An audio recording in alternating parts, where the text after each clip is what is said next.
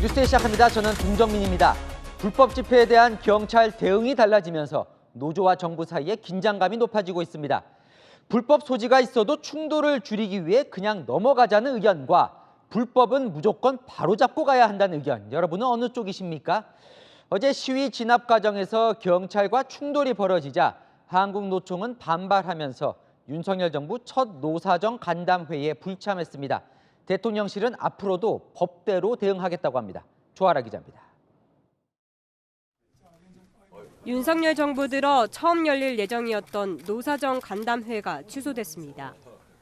한국노총 위원장이 어제 경찰의 과잉 폭력 진압을 문제 삼으며 불참했기 때문입니다. 어제 오전 광양 제철소 앞 도로 한복판에서 고공농성을 벌이는 한국노총 금속노련 간부 김모 씨를 향해 경찰이 다가갑니다. 김 씨가 의자를 집어던지고 두 손으로 흉기를 휘두르며 저항하자 경찰은 플라스틱 경찰봉으로 김 씨를 제압했습니다.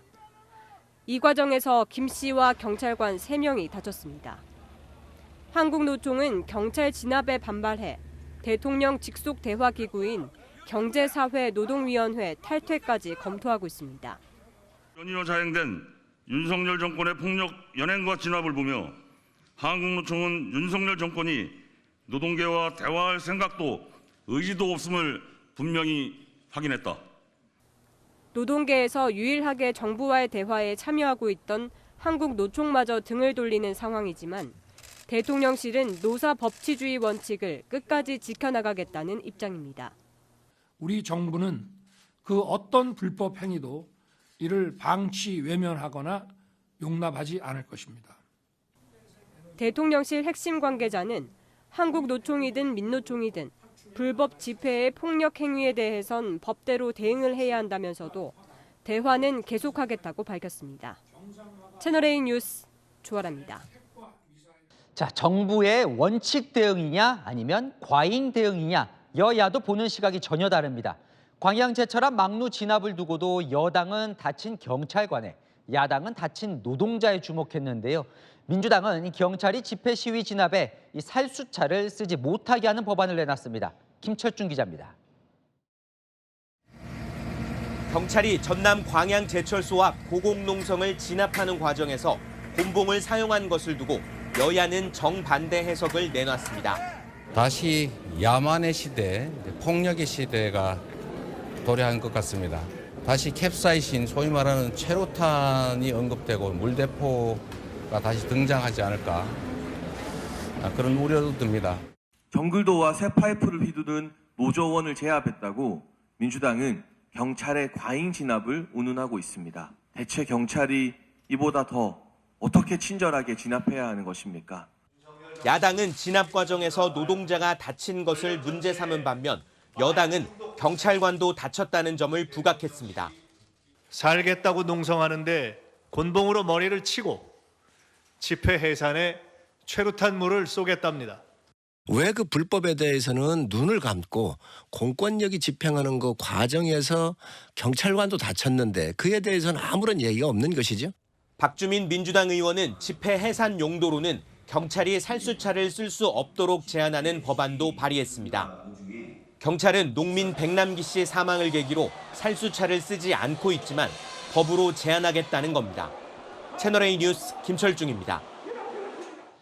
어제 서울 청계광장에서는 민노총 노조원과 경찰의 충돌도 있었죠. 이 경찰은 당시 경찰관을 폭행한 노조원 4명을 체포했는데요. 오늘도 같은 장소에서 추모 문화제를 열고 있어 경찰이 예의주시하고 있습니다. 현장에 나가 있는 취재기자 연결해 보겠습니다. 이기상 기자, 오늘은 별다른 충돌이 없을까요? 네, 민노총은 어제에 이어 오늘도 촛불문화제라는 이름으로 야간 집회를 이어가고 있습니다. 지난달 1일 분신에 사망한 건설노조 간부를 추모한다는 이유에서입니다. 민노총은 이런 야간 집회를 앞으로 매일 열겠다고 예고한 상태입니다. 집회가 끝나면 일부 도로를 막고 경찰청까지 행진도 계획하고 있습니다. 지금 이곳에는 노조원 수의 2배나 많은 경찰관들이 혹시 모를 사태에 대비하고 있습니다. 어제 낮 집회는 큰 충돌 없이 끝났지만 문제는 민노총이 저녁 6시 반쯤 분신한 노조 간부 분향소로 쓸 천막을 인도에 설치하면서 시작됐습니다. 경찰은 이 천막이 허가받지 않았다며 철거에 앞서 경고 방송을 했습니다. 도로관리청에서 허가하지 않는 천막을 설치하면서 질서를 물러나게 하는 행위는 집시법 등에 위반되는 불법 행위입니다. 물러나라고 외치는 노조원을 상대로 경찰이 천막 철거에 나서면서 노조원 800여 명과 경찰 900여 명이 뒤엉켜 일대가 아수라장이 됐는데요. 이 과정에서 경찰관을 폭행한 노조원 4명이 공무집행 방해 혐의로 체포됐고 경찰관 2명과 노조원 4명이 다쳤습니다. 사소한 불법을 이유로 시위를 막지 말라는 문재인 정부 때부터 이어진 시위 대응 원칙 탓에 경찰은 그동안 불법 시위에도 공권력 행사를 자제해왔습니다. 하지만 어제부턴 달라진 모습을 보였습니다. 6년 만에 경찰의 캡사이신 분사기가 등장했고 물리력을 행사한 시위자들은 연행됐습니다. 이런 이유로 어제 야간 행진은 취소됐습니다. 집회와 시위의 자유는 헌법상 기본권이지만 불법 집회까지 눈 감아줄 수는 없다는 게 달라진 정부의 방침입니다. 지금까지 서울 청계광장에서 전해드렸습니다.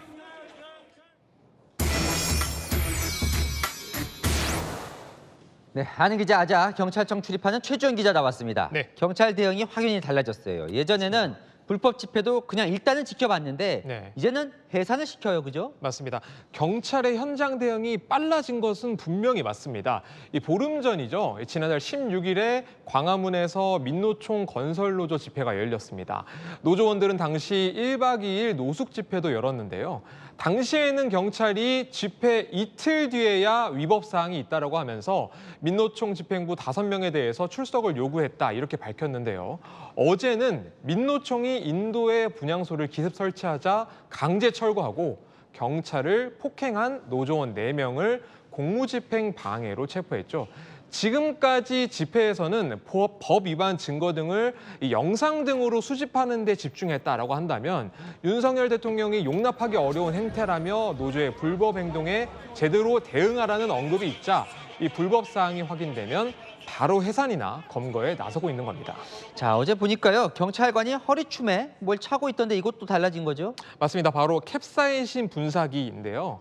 어제 집회 현장에서 말씀하신 것처럼 이 캡사이신 분사기를 착용한 경찰관들이 여러 배치되기도 했었습니다.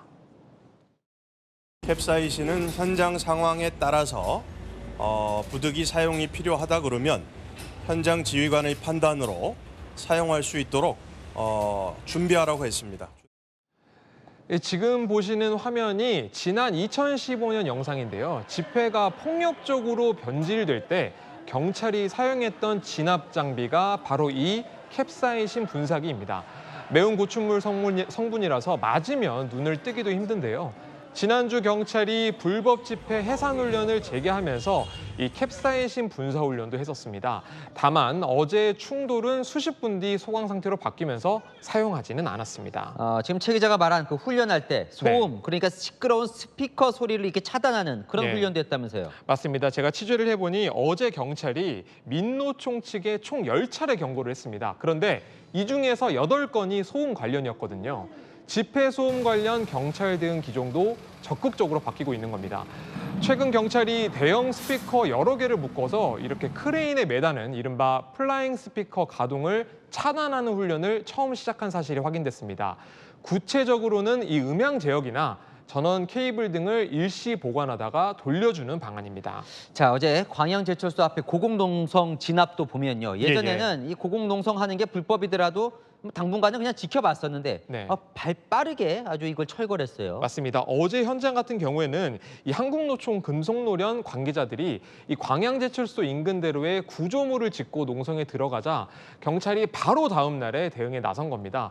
당시 상황을 보면요. 이 7m 구조물 위에 있는 노조원과 이 사다리 차를 탄 경찰이 아주 대치를 하고 있는 모습을 볼 수가 있는데 노조 측은 왕복 6차선 도로 중 4개 차로를 차지하는 철제 구조물을 세웠습니다. 경찰은 노조원들이 경찰관에게 흉기와 쇠파이프를 휘둘렀고 경찰관들도 이 과정에서 다쳤다라고 설명했는데요. 노조 측은 경찰이 진압봉으로 노조 간부 머리를 강하게 때렸다고 하면서 이 과잉 유혈 진압이라고 맞서고 있는 상황입니다. 이 노조 간부에 대해 청구된 구속영장은 오늘 법원이 기각했습니다. 자, 경찰은 이 기조를 달라진 기조를 계속 유지하겠다는 거죠? 맞습니다. 경찰은 이 불법 폭력 집회에 대해서는 법률적 근거에 기반해서 원칙 있는 대응을 하겠다 이런 입장입니다. 경찰은 최근 대법원 양형위원회에 이 공무집행 방해죄를 처벌하는 양형 기준을 높여달라는 의견서를 냈습니다. 현재 최소 양형 기준이 징역 1개월인데 이를 3개월까지 높여서 이 경찰의 법 집행에 도전하는 걸 막겠다라는 차원으로 해석할 수 있겠는데요. 실제로 법원이 이를 받아줄지는 좀 더 지켜봐야겠습니다. 네, 잘 들었습니다. 아는 기자 최주현 기자였습니다. 네, 경계경보 오발령 관련 소식입니다. 새벽을 깨운 긴급 대피 오발령 책임을 두고 서울시는 행정안전부에 전화했지만 안 받았다. 행안부는 서울시가 전화한 기록이 없다라며 내탁 공방을 벌였죠. 그래서 저희가 입수한 서울시 매뉴얼에 있는 행안부 비상연락망으로 전화를 걸어봤습니다. 대부분 부재 중 전화를 제대로 받지 않았습니다. 이혜주 기자의 단독 보도입니다.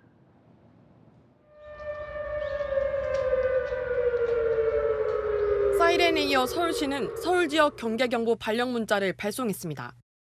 서울시는 행정안전부의 지령을 받고 모호한 문구를 다시 확인하려고 행안부에 연락했지만 연결되지 않자 자체 판단에 경계경보를 발령했다고 설명했습니다.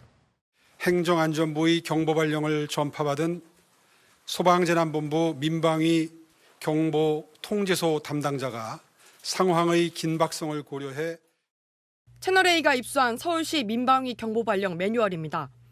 유관기관 비상연락망에는 국정원, 수방사, 경찰을 비롯해 행안부 전화번호도 적혀 있습니다. 행안부 비상연락처로 전화를 해봤습니다. 지금은 부재 중이오니 잠시 후에 걸어주시기 바랍니다. 매뉴얼에 있는 행안부 전화번호는 모두 11개. 오전 8시에서 9시 사이엔 통화가 안 되다 9시가 넘자 겨우 연결이 됐습니다. 예, 지금 전화 받으시는 곳이 어디시죠? 여기 정보통제소입니다. 행정안전부 맞나요? 예. 오후 3시까지 11개 전화번호 중 연락이 닿은 번호는 4개였습니다. 통화가 된 번호도 다시 전화를 걸면 부재 중인 경우가 많았습니다. 서울시가 전화한 기록 자체가 없다던 행안부는 정확한 경위를 파악 중이라고 한 발 물러섰습니다. 행안부 상황실 한 관계자는 백령도 상황 때문에 재난문자 TV 자막 등을 처리하느라 경황이 없어 전화를 받지 못했다고 밝혔습니다. 서울시는 행안부 핫라인으로 연락했지만 연결이 되지 않았으며 다른 비상연락처로 전화를 했는지는 조사 사항이라 밝힐 수 없다고 설명했습니다. 채널A 뉴스 이혜주입니다. 우주발사체 발사에 실패한 북한이 연일 이례적인 모습을 보이고 있습니다. 어제 실패 사실을 빠르게 시인한 데 이어서 오늘은 실패한 발사 장면을 사진으로 공개했습니다. 우리 군은 북한의 발사체 엔진 기술이 발전했고 새로운 발사대를 사용한 것으로 분석했습니다. 유지은 기자입니다. 평안북도 동창리 발사장에서 3km가량 떨어진 바닷가에서 정찰위성 만리경을 실은 천리마 1형이 연기를 내뿜으며 날아오릅니다. 북한이 오늘 공개한 실패한 위성 발사체의 발사 장면입니다. 정당한 위성 발사였다는 점을 강조하기 위한 공개라는 분석이 나옵니다. 김여정 노동당 부부장은 군사 정찰 위성은 머지않아 우주 궤도에 정확히 진입하여 임무 수행에 착수하게 될 것이라며 추가 발사를 예고했습니다. 우리 군 당국도 추가 발사 가능성을 언급했습니다. 엔진 추력이라든지 이런 것들이 좀 더 업그레이드 됐다 이렇게 평가를 하고 있습니다. 북한에서는 실패한 원인에 대해서 분석해서 추가 발사할 것으로 저희는 예상을 하고 있습니다. 이전 발사와 방식이 달랐다는 분석도 내놨습니다. 기존의 그 발사대는 발사대에다 조립을 해서 1단, 2단, 3단이 올리는 형태고 신규 시설은 바로 우리 누리호 발사했던 것처럼 바로 직립을 해서 발사하는 그런 형식이기 때문에 직립 발사의 경우 기습 발사가 가능합니다. 다만 우주 발사체의 해상도는 1m 정도라며 군사 정찰 위성으로서는 능력이 많이 떨어진다고 설명했습니다. 군 당국은 서해상에 발견된 발사체 잔해가 3단 로켓의 2단 부분으로 보고 있는데 모레쯤 인양될 전망입니다. 채널A 뉴스 유주은입니다. 북한이 어제 군 정찰 위성을 발사했는데 그에 앞서서 우리 군은 날아오는 북한 미사일을 탐지해서 격추시키는 LSAM 실험에 성공했습니다. 한국형 사드로 불리는 LSAM 시험 현장을 공개한 건 처음입니다. 김성규 기자입니다. 우리 군이 자체 개발 중인 장거리 지대공 유도무기 LSAM이 하늘로 솟구칩니다. 작전실 3차원 영상에는 북한 탄도미사일로 설정된 목표물이 보입니다. 고도 수십 킬로미터 상공으로 날아간 LSAM은 이 목표물을 정확히 명중하고 적외선 영상을 확인한 군 관계자들은 환호합니다. LSAM은 정점을 찍고 하강하는 적의 미사일을 고도 50에서 60km의 고고도에서 요격하는 방어용 무기입니다. 앞서 미국과 이스라엘만이 비슷한 무기를 개발했습니다. 지난해 11월 이후 북한이 정찰위성 발사를 예고한 그제까지 4차례 요격 시험이 이뤄졌고 이번에 처음 공개됐습니다. LSAM이 실전에 배치되면 주한미군의 사드와 함께 40에서 150km 고도에서 요격 임무를 수행하고 그 아래쪽은 패트리어트나 천궁2가 책임집니다. 이번 시험 결과를 바탕으로 향후에 연구개발 적기에 제대로 마치도록 하겠습니다. LSAM은 내년 개발을 끝내고 내후년부터 양산에 들어갑니다. 채널A 뉴스 김성규입니다. 중앙선거관리위원회의 아빠 찬스 의혹이 헌법기관인 선관위와 감사원 간의 충돌 양상으로 번지고 있습니다. 감사원이 선관위 감사에 나서겠다고 하자 선관위는 감사원 감사는 절대 받을 수 없다 맞섰습니다. 유승진 기자입니다. 중앙선거관리위원회가 자녀 특혜 채용 의혹과 관련해 감사원 감사를 사실상 거부했습니다. 감사원은 선관위의 자체 조사가 미흡하다며 어제 감사를 선언한 바 있습니다. 선관위 관계자는 감사원 감사를 받으면 국가공무원법에 위배된다며 법적 근거가 없는 감사를 받을 수 없다고 말했습니다. 국가공무원법에 따르면 인사사무에 대한 감사는 선관위만 할 수 있다는 겁니다. 회계감찰이나 이런 부분은 당연히 감사원의 기구일 것이고 인사 문제에 대해서는 국가공무원법에 따라서 할 것이고. 그러자 감사원은 감찰 예외 기관으로 국회와 법원, 헌법재판소만 적시한 감사원법으로 반격했습니다. 선관위와 감사원은 지난해 3월 대선 당시 사전투표, 소쿠리 투표 논란 때에도 부딪혔습니다. 당시 논란 끝에 선관위 거부로 감사가 이뤄지지 않았지만 감사원 관계자는 이번에는 직원 개인 부정이기 때문에 선관위의 입장을 봐줄 필요가 없다며 물러설 뜻이 없음을 분명히 했습니다. 국민의힘은 감사원에 힘을 실었습니다. 상당히 짝이 없는 얘기네요. 선관위는 자기 마음대로 헌법 위에 존재하는 기관인 것처럼 군림한다면 그건 용납되지 않는 일 아니겠습니까? 선관위는 헌법상 감사원의 직무 감찰은 행정기관만 가능해 헌법기관인 선관위는 해당되지 않는다고 재차 맞섰습니다. 다만 선관위는 국민권익위원회의 전수조사는 수용하겠다는 입장입니다. 채널A 뉴스 유승지입니다. 직장 다니는 시청자분들 언제 출근했다가 언제 퇴근하십니까? 국민의힘이 공짜 야근을 없애겠다면서 이 출퇴근 시간을 의무적으로 기입하는 방안을 추진합니다. 뭐가 달라질까요? 이동훈 기자의 단독 보도입니다. 국민의힘 노동개혁특위가 근로시간을 의무적으로 기입하는 안을 추진하기로 했습니다. 근로자의 업무 시작과 종료 시간을 매일 기록하고 누적 근로시간을 일, 주, 월 단위로 기록하도록 법제화하겠다는 겁니다.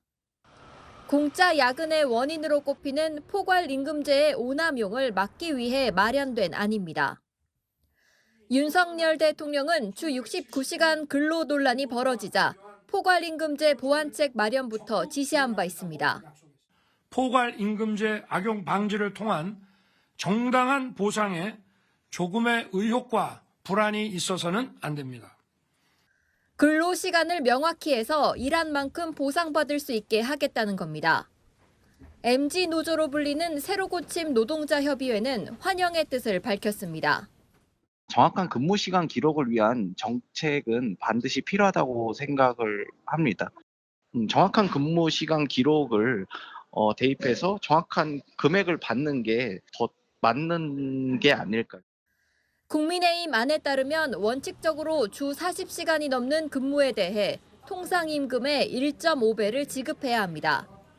한 대기업 관계자는 근로자 입장에서 유리해 보일 수 있지만 포괄임금제가 적용되지 않으면 사측이 기본급을 낮출 수도 있다고 했습니다. 정부와 여당은 이달 포괄임금 오남용 근절 대책부터 발표한 뒤 8월 중 내놓을 근로시간 개편안 대책과 함께 입법에 나설 계획입니다. 채널A 뉴스 이동훈입니다. 국제원자력기구 IAEA가 일본 후쿠시마 원전 오염수 조사 중간 보고를 발표했는데요. 처음으로 일본 오염수의 시료를 분석한 결과를 내놨습니다. 자세한 내용은 박지혜 기자가 전해드립니다. 후쿠시마 원전 오염수를 조사하는 국제원자력기구 IAEA가 현지 시각 어제 발표한 6번째 보고서입니다. 방사성 핵종을 분석하기 위해 도쿄전력이 채택한 방법은 적절하고 목적에 부합했다며 제3의 연구기관 분석 결과에서도 삼중수소 외에 추가적인 방사성 핵종은 유의미한 수준으로 검출되지 않았다고 명기했습니다. IAEA가 방사성 물질 정화 설비인 알프스로 처리한 오염수 표본 분석 결과를 공개한 건 처음입니다. 표본은 IAEA 입회하에 도쿄전력이 지난해 3월 채취한 것입니다. 이 표본을 IAEA 산하연구소 3곳과 미국, 프랑스, 스위스, 우리나라 연구진이 교차 검증했습니다. 28개 주요 방사능 핵종 농도를 분석했는데 원자력안전위원회는 우리 연구진 분석에서 24개의 핵종이 발견됐으나 모두 기준치 이하였다고 설명했습니다. 다만 원안위 측은 이번 결과는 1차에 한정된 것이라며 안전성에 대한 최종 판단은 미뤘습니다. 지금 현 단계에서는 어떤 결정적인 이걸 다 말씀드리기는 조금 시기상조 아닐까 싶습니다. 2, 3차 시료도 있고. 더불어민주당은 정부에 국제해양법 재판소 제소를 요청하며 총공세를 펼쳤습니다. 완전 오염수라기보다는 핵 오염수라는 표현이 정확하게 맞는 것 같습니다. IAEA는 2차와 3차 검증을 마무리하는 대로 다음 달 최종 결과 보고서를 발표할 전망입니다. 채널A 뉴스 박지혜입니다.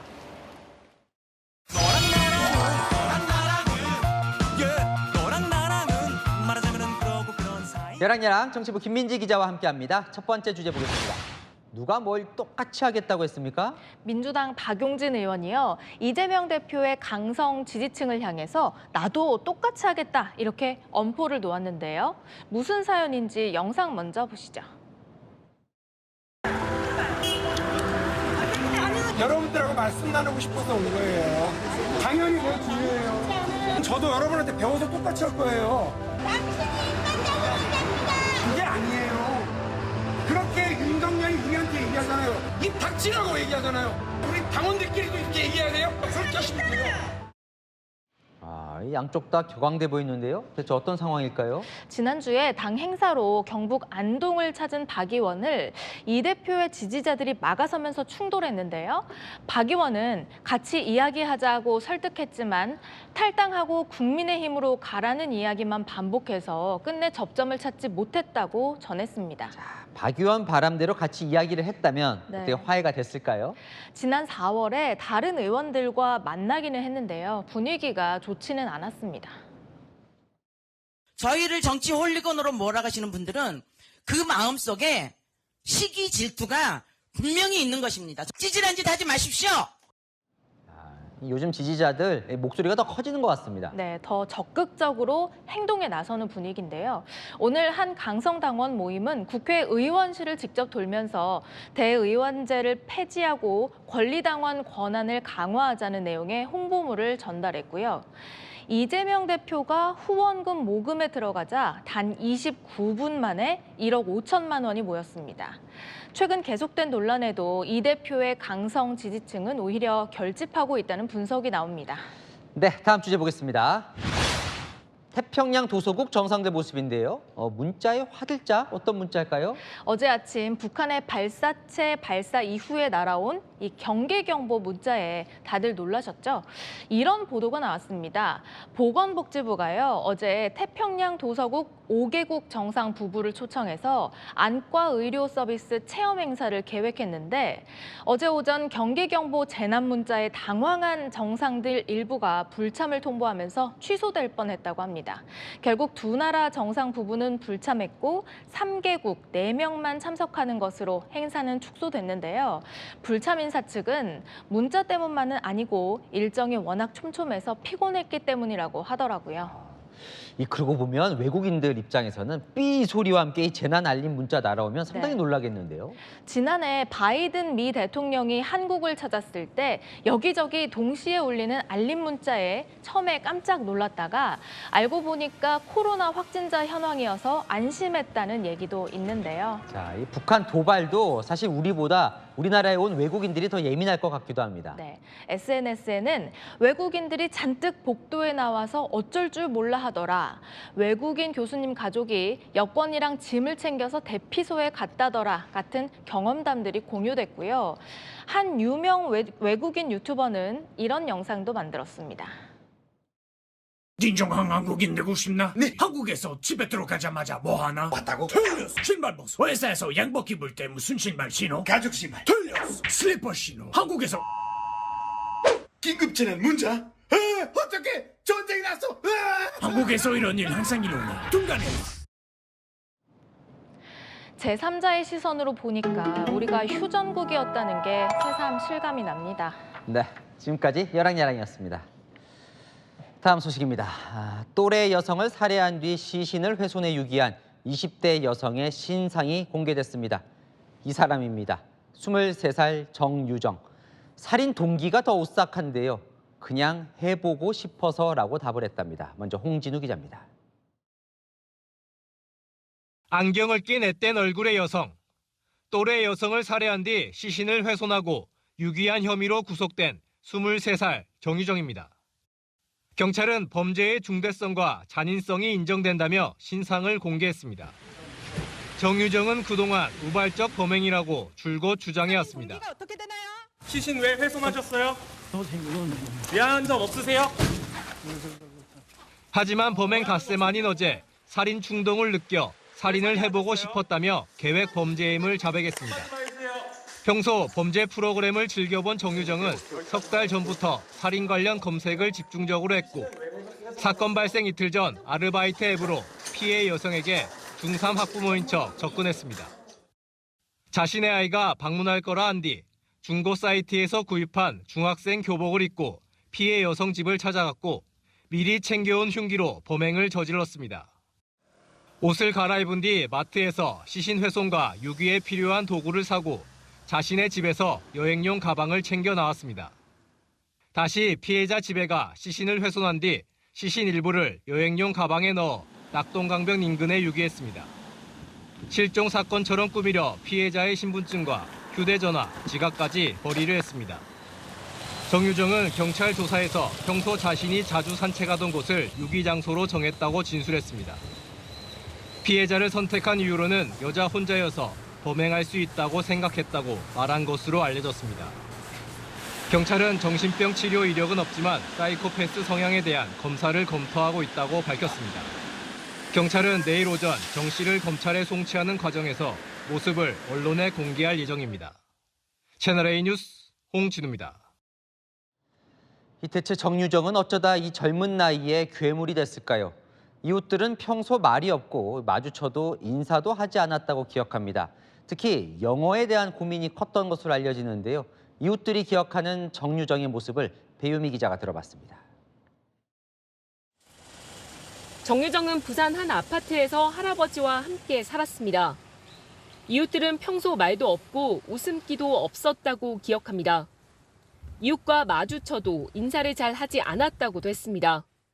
손녀가 있는 거는 아는데 대화를 하니까 잘 몰라요. 한 2번 봤나? 인사는 거의 제가 볼 때에는 잘 안 하는 것 같더라고요. 정유정은 지난 2018년 고등학교를 졸업한 뒤 5년간 특별한 직업 없이 주로 집에서 지내왔습니다. 사람도 거의 만나지 않았습니다. 경제활동은 할아버지가 책임진 것으로 보입니다. 양심하다 착하다 그렇게만 지금까지 보고 왔어요. 이 할아버지는 사람이 굉장히 괜찮은 분이고. 범행을 미리 계획했다고 자백했지만 범행 후엔 미숙하기 짝이 없었습니다. 피가 묻은 옷 등 주요 증거물을 아파트 단지 내 쓰레기통에 그대로 버린 걸로 드러났습니다.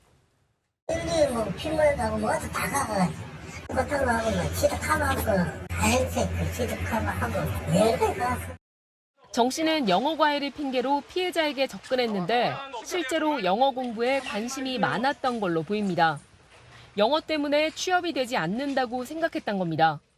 정유정은 경찰 조사에서 과외를 받지 못할까 봐 나이를 속였다며 난 중학생 수준밖에 안 된다라고 자책한 걸로 알려졌습니다. 경찰은 정유정이 평소 사회적 유대관계가 전혀 없었고 폐쇄적인 성격으로 보인다고 밝혔습니다. 정유정은 경찰이 제시한 증거와 가족의 설득으로 심경의 변화를 일으킨 걸로 알려졌는데 뒤늦게 피해자와 그 가족에게 미안하단 말을 한 걸로 전해졌습니다. 채널A 뉴스 배유미입니다. 불법 조업하는 중국 어선을 단속한 해양 경찰관들이 중국 배에 올라서 고량주 술판을 벌인 정황이 포착됐습니다. 몸을 못 가눠서 부축을 받을 정도로 취한 걸 봤다는 목격자까지 있는데 음주 의혹 당사자는 물인 줄 알았다고 해명했다고 합니다. 홍란 기자의 단독 보도입니다. 서해 홍도 인근 해상에서 불법 조업 중인 중국 어선을 향해 우리 해경 고속정이 접근합니다. 고속정에 탄 단속반원들은 중국 어선에 올라 선원들을 제압했습니다. 그런데 당시 해경 단속반 중 3명이 내부 감찰을 받고 있는 사실이 확인됐습니다. 중국인 선원을 제압한 뒤 어선 조타실에 있던 고량주 등 술을 마셨다는 의혹을 동료들이 제기한 겁니다. 해경 관계자는 단속반원 3명이 혼자 걸을 수 없을 만큼 취한 상태였고 그중 1명은 부축해주는 다른 동료 대원을 때리는 걸 봤다고 말했습니다. 술을 많이 취해가지고 혼자서는 걸을 수 없는 상황이었고 3명이 부축을 해야지 올 수 있는 상황이었고 얼굴은 빨개져 있는. 상급자에게 보고했지만 취한 대원들을 조용히 침실로 데려가라는 지시가 있었다는 주장도 했습니다. 부장이랑 팀장이 조용히 직원들 못 보게 침실로 데려가라. 그래야지 이제 소란이 안 일어나니까 직원들한테 지시를 했다고. 지난달 해경 온라인 신문고에 내부 감사 요구글까지 올라왔지만 목포해경은 해당 직원이 물인 줄 알고 한 모금 술을 마신 것이라고 해명했다는 답변을 올렸습니다. 해경이 단속 과정에서 음주를 한 것은 외교적 문제로 비화될 우려도 있습니다. 해경 측은 채널A 취재가 시작되자 해경 1명이 경징계를 받았다며 재감찰이 진행 중이고 나머지 2명도 조사 결과에 따라 엄중 조치할 예정이라는 입장을 밝혔습니다. 채널A 뉴스 홍란입니다. 경찰 추격을 피해 달아나던 음주운전자가 고개 운전 끝에 다급히 한 건물로 들어갔는데요. 바로 그곳 경찰서 주차장이었습니다. 당시 상황이 영상에 고스란히 담겼습니다. 김태현 기자입니다. 순찰차가 검은색 승용차 뒤를 바짝 쫓습니다. 음주운전이 의심된다는 신고가 접수됐기 때문입니다. 경찰의 정차 요구를 무시한 승용차, 속도를 더 높여 도주를 시도합니다. 길을 건너려는 행인들 옆을 빠른 속도로 지나가고 중앙선을 넘어 앞차를 추월하는 등 위험천만한 상황이 이어집니다. 순찰차가 앞을 막아서고 뒤를 들이받아도 운전자는 멈출 생각이 없습니다. 1km가량 이어진 추격 전 순찰차들이 모여 포위망을 좁히자 다급히 우회전하며 한 건물로 들어갑니다. 그런데 들어간 곳은 다름 아닌 인천 계양경찰서 주차장이었습니다. 도주로가 막힌 운전자는 결국 차에서 내렸고 현장에서 검거됐습니다. 운전자인 20대 남성은 혈중 알코올 농도가 면허 취소 수준인 0.18%의 만취 상태였습니다. 술도 안 마셨는데 왜 경찰관들이 나를 따라오느냐라고 그렇게 발언했다고. 추격 과정에서 경찰관 2명이 다쳐 병원 치료를 받았습니다. 경찰은 운전자를 음주운전과 특수공무집행 방해 혐의로 입건해 조사 중입니다. 채널A 뉴스 김태형입니다. 2년 반 전 서울역에 설치한 코로나19 임시선별검사소 모습입니다. 검사를 받으려는 시민이 몰려 1시간 넘게 기다리고 검사 키트가 동나 발걸음을 돌린 경험 떠오르시죠? 오늘부터 코로나19 위기 단계가 하향 조정되면서 자리를 지켰던 선별검사소도 모두 사라졌습니다. 달라진 일상을 서주희 기자가 취재했습니다.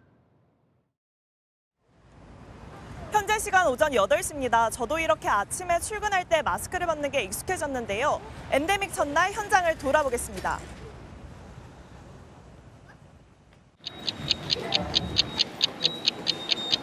출근길 지하철을 타기 위해 시민들이 분주히 움직입니다.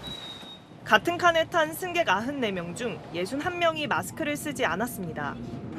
이제 코로나에 시달리면서 이제 생활도 많이 망가졌고 불편한 점도 많았는데 좀 홀가분한 기분이랄까.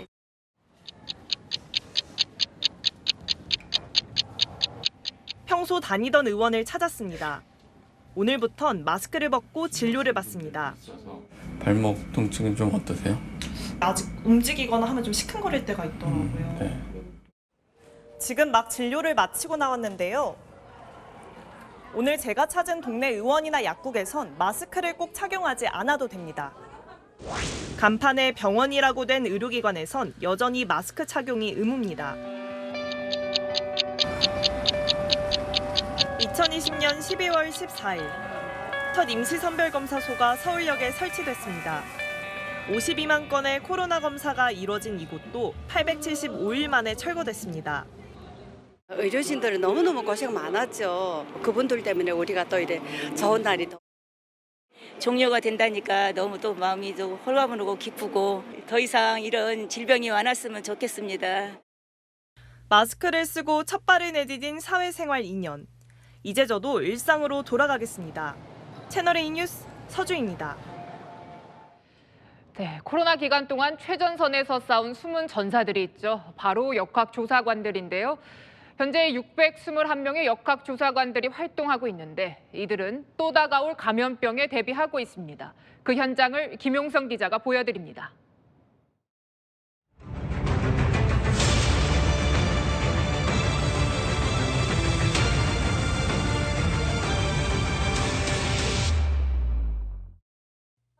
(2027년) 신종 감염병 확산 상황을 가정해 역학조사관이 현장 조사 중입니다.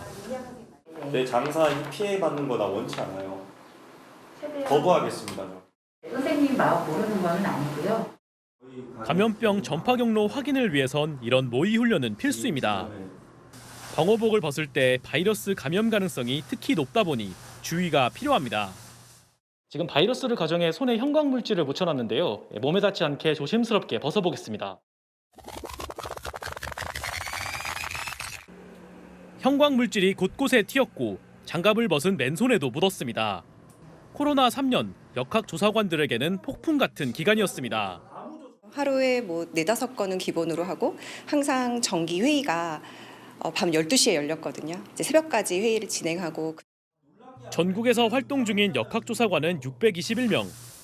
정부는 신종 감염병의 확산 주기가 짧아지는 상황을 감안해 10만 명 미만의 시군구에도 역학조사관을 배치하도록 법 개정을 추진 중입니다.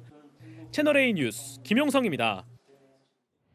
네, 쓰레기와 남은 음식은 되가져오는 것, 등산객의 기본 에티켓이죠. 매년 10만 명이 찾는 청계산을 올라가 봤는데요. 담배꽁초, 빈 페트병에 신발 깔창까지 2시간 만에 10리터짜리 봉투가 쓰레기로 가득 찼습니다. 남영주 기자가 현장 취재했습니다. 서울 청계산 등산로 입구. 쓰레기 되가져가기라고 적힌 현수막이 걸려 있습니다. 기자가 등산로를 따라 산을 올라가 봤습니다. 쓰레기 봉투와 집게를 들고 산을 오른 지 10분 만에 음식물이 묻은 지퍼백이 보입니다. 등산로 옆 벤치 밑에는 검은색 비닐봉지가, 낙엽 사이엔 담배꽁초가 보입니다. 나뭇가지에 물티슈가 장식품처럼 걸려 있고 사람 손이 닿기 힘든 바위 아래에도 페트병이 떨어져 있습니다. 언제 버렸는지 모를 쓰레기도 적지 않습니다. 탁주라고 적혀있는 병뚜껑인데 너무 오래돼서 안 나와요. 청계산 정상에 도착하는 2시간 동안 이렇게 10리터 쓰레기 봉투가 가득 찼는데요. 금연구역인 등산로에서 담배꽁초가 나오고 심지어 신발 깔창까지 나왔습니다. 등산객들도 산불 걱정이 많습니다. 뜨병이나 뭐 휴지, 뭐 이게 담배꽁초 뭐 그런 게 이제 가끔 눈에 띄고. 제가 남아 있잖아요, 이거. 아, 그러네요. 보세요, 이거. 이게 만약 불이 꺼졌으니까 그나마 망정이지. 이게 만약 불이 있었다면 바로 발화되는 되는 거죠, 이거 불이. 청계산의 경우 서울 서초구와 경기도 과천, 의왕, 성남시로 관리 주체가 나뉘어 있다 보니 단속이나 처벌도 쉽지 않습니다. 쓰레기 같은 거는 뭐 누가 주우시는 거예요? 주는 사람이 없어요. 보통 등산객들은 자기가 가지고 온 쓰레기는 자기가 갖다 버리거든요. 투기하는 모습을 본다면 이건 뭐 어떻게 제재를 할 수 있나요? 근데 투기하는 모습 보면은 이제 뭐 법상에 뭐 적용을 해야 되는 걸로 알고 있는데 보자마자 바로 이제 보통 과태료 부과는 안 하잖아요. 계도 조치를 하고 한다. 몰래 버린 양심은 과태료 10만 원이지만 그 전에 남을 배려하는 마음이 절실합니다. 채널A 뉴스 남영주입니다. 네, 산의 쓰레기로 골머리를 앓는 건 에베레스트 산도 마찬가지입니다. 세계에서 가장 높은 산으로 불렸는데 이제는 세계에서 가장 높은 쓰레기장이란 오명이 붙었습니다. 얼마나 심각한 건지 전혜정 기자가 보도합니다. 설산 사이 펼쳐진 평지에 텐트 더미와 헬멧, 산소통 등이 어지럽게 널브러져 있습니다. 접지도 않은 일부 텐트도 그대로 남겨졌습니다. Sleeping bag, shoes and whack bag, steel balls, spoons, a lot of things. 에베레스트산 정상과 가장 근접한 마지막 캠프 포 지점이 쓰레기로 뒤덮인 겁니다. Maybe the 200 kilos our group have made to the down, but there is a lot of thousands kilos, more than 1,000 kilos. We can't make it all at the same time. 에베레스트 산악인 한 사람당 빈 음식 용기와 산소 탱크, 배설물 등 약 8kg의 쓰레기를 배출한다는 조사도 있습니다. 마지막 정상 등반을 앞두고 짐을 줄이기 위해 쓰레기를 버리고 수거하지 않는 겁니다. We need to find a better way to police the teams in the high camps to make sure that they're bringing all of their garbage down. 70년 전 처음 인류가 에베레스트 정상을 정복한 이래 산악인과 일반 관광객 등 해마다 수만 명이 에베레스트산 일대를 찾습니다. 이 가운데 정상까지 올라가려면 등반 허가증이 필요한데 우리 돈 2천만 원에 달하는 고가임에도 지난 3월부터 5월까지 479건이 발급됐습니다. 허가증 발급이 주요 수입원인 네팔 정부가 쓰레기 관련 규제를 엄격하게 적용하지 않는다는 지적이 나오는 가운데 세계의 지붕 에베레스트산이 몸살을 앓고 있습니다. 채널A 뉴스 전혜정입니다. 혁신은 죄가 없다. 혁신 플랫폼으로 시작했다가 불법 콜택시 영업 혐의로 재판에 넘겨졌고 회사는 망했지요. 타다. 오늘 대법원은 타다 경영진에게 최종 무죄를 선고했습니다. 성혜란 기자입니다.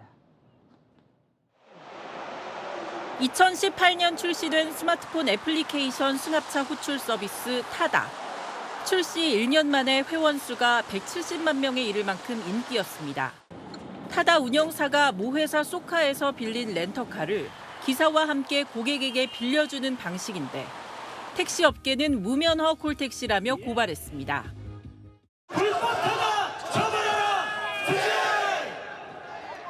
국회도 2020년 3월 이른바 타다금지법까지 통과시켰습니다. 대여 또는 반납 장소가 공항 또는 항만인 경우로 한정하여 대여 자동차의 운전자 알선 범위를 법률에 명확히 규정하였고 오늘 대법원은 무면허 콜택시 영업 혐의로 재판받아온 타다 경영진에게 무죄를 선고했습니다. 기사 포함 렌터카 서비스는 적법한 영업 형태라는 2심 판단을 유지한 겁니다. 2019년 검찰이 기소한 지 4년 만입니다. 무죄 확정 직후 이재용 소카 전 대표는 혁신은 죄가 없다며 혁신을 만들어내는 기업가를 저주하고 기소하고 법을 바꿔 기득권을 지켜주는 일은 더 이상 없어야 한다고 소회를 밝혔습니다. 독과점을 한 느낌이 있어서 더 선택의 폭을 넓혀야 더 많은 인프라가 구축되지 않을까. 서로 좀 경쟁하면서 좀 더 발전할 수 있는 계기가 되기도 하고 사용자 입장에서는 조금 더 질 좋은 서비스를 얻게 될 테니까. 불법 꼬리표는 떼어냈지만 이미 시행 중인 타다 금지법 때문에 3년 전 중단된 11인승 승합차 호출 서비스 재개는 사실상 불가능합니다. 채널A 뉴스 성혜란입니다. 요즘 점심 먹고 커피 한 잔 마시면 2만 원 넘길 일수죠. 도심 비즈니스 호텔에서 만 원대의 점심 뷔페를 해놓고 있어 직장인들에게 인기라고 합니다. 경제카메라 이민준 기자입니다.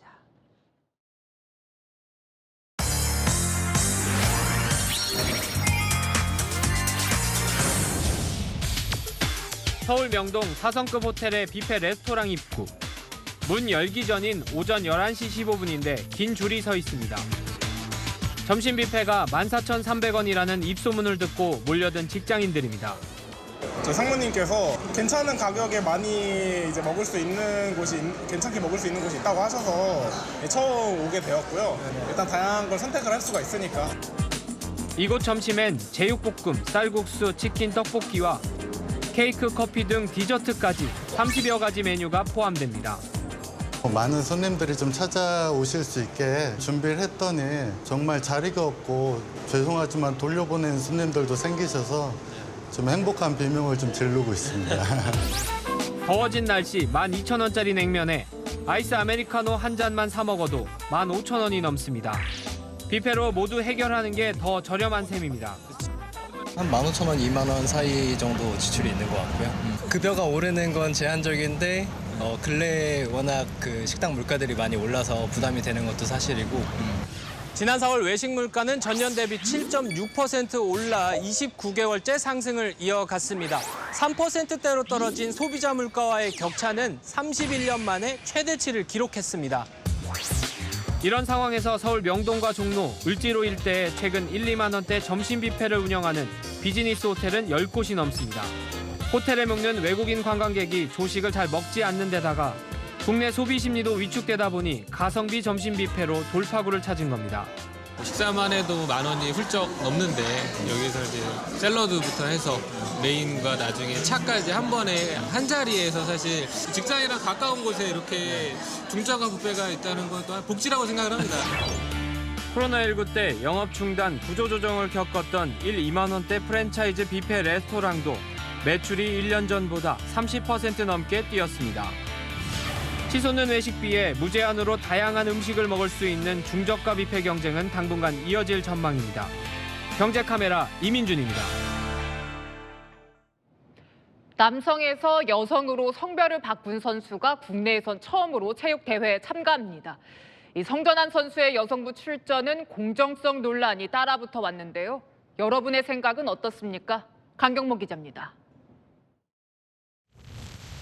자전거가 도로를 빠르게 질주합니다. 속도는 시속 40km가 넘습니다. 이번 주말 강원도민체육대회 사이클 종목에 출전하는 37살 나화린 씨가 막바지 훈련을 하고 있습니다. 나 씨가 주목받는 건 인생 대부분을 남성으로 살았기 때문입니다. 성전환 수술을 받은 지 고작 1년도 채 안 됐습니다. 성전환자가 도민체전 여성부에 참가하는 건 이번이 처음입니다. 해외에서 성전환한 선수들이 여자부로 출전해서 우승을 다 휩쓰는 그런 안 좋은 사례들을 많이 접했어요. 남자, 여자 성소수자로 따로 구별을 해야 더 올바른 정당한 경쟁이 될 거라고 생각해서. 키 180cm, 몸무게 72kg의 건장한 체격. 골격근 양은 일반 여성보다 월등히 마른 32.7kg에 달합니다. 2012년 강원도민체전에선 사이클 남자 부문에서 사관왕을 달성할 정도로 재능도 인정받았습니다. 하지만 어려서부터 여자가 되고 싶다는 생각이 강했고 결국 지난해 성전환 수술에 이어 주민등록번호 뒷자리도 2로 바꿨습니다.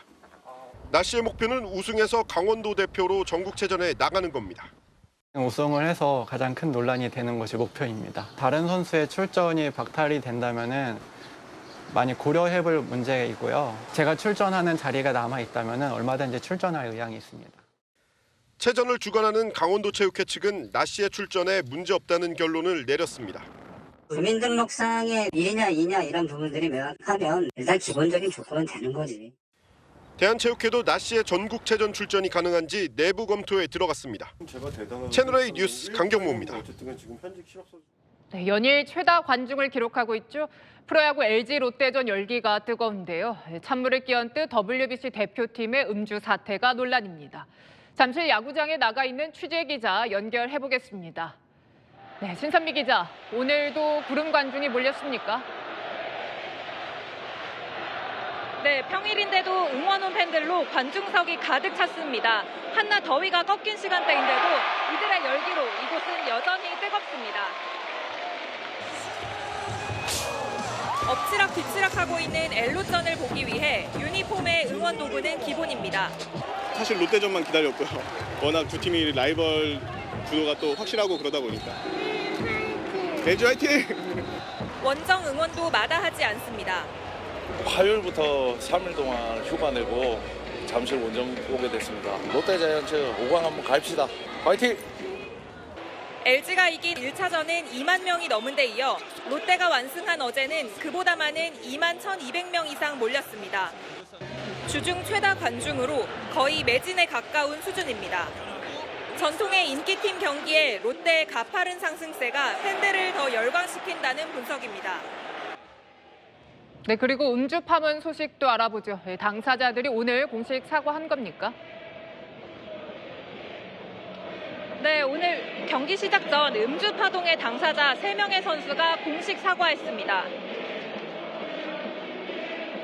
팀의 베테랑으로서 생각이 너무 짧았고 제가 컨트롤할 수 없었다는 거에 대해서 정말 후회를 많이 하고 있고요. 정말 진심으로 사과드립니다.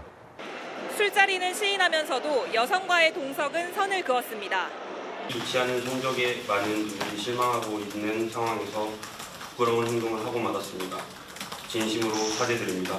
결코 여자가 근처에 있지 않았고. 김광현은 경기를 앞두고 1군 엔트리에서 제외됐습니다.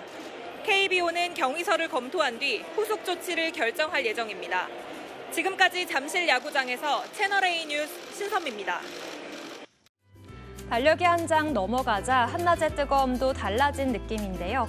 오늘 제주와 남부지방에는 종일 비가 오고 있습니다. 내일 새벽까지 이어지는데 제주와 경남 해안에 최대 80mm 이상이 더 내리겠고요. 전남 해안에는 60 이상, 그밖에 남부지방에 10에서 40mm가 예상됩니다. 내일 전국의 하늘빛이 흐린 가운데 오후 한때 중부 내륙과 경북에는 소나기가 지나는 곳이 있겠습니다. 밤사이 바다 안개가 유입되며 서쪽에는 짙은 안개가 예상되고요. 한낮에는 강한 자외선과 고농도 오존에 주의하셔야겠습니다. 내일 남부지방은 비가 그치고 기온이 껑충 오르겠습니다. 한낮에 서울은 27도, 전주와 광주는 29도, 대구는 30도가 예상됩니다. 이번 주말은 맑고 더운 날씨가 이어지겠습니다. 날씨였습니다. 오늘 대법원이 무죄를 선고했지만 타다는 더 이상 영업할 수 없습니다. 2020년 국회에서 타다 금지법이 통과가 됐으니까요. 이 당시 기업가는 혁신산업 죽인다고 반대를 했고 이 시민들도 서비스 좋은 택시 타고 싶다 했지만 정부는 그리고 여야는 모른 척했습니다. 총선 한 달 앞두고 25만 택시기사 표가 더 급했으니까요. 타다 금지법으로 혁신의 꿈을 접은 이재웅 전 쏘카 대표. 오늘 무죄 선고 이후에 한 말로 마침표 찍겠습니다. 혁신을 주저앉힌 정치인. 뉴스에 마칩니다. 감사합니다.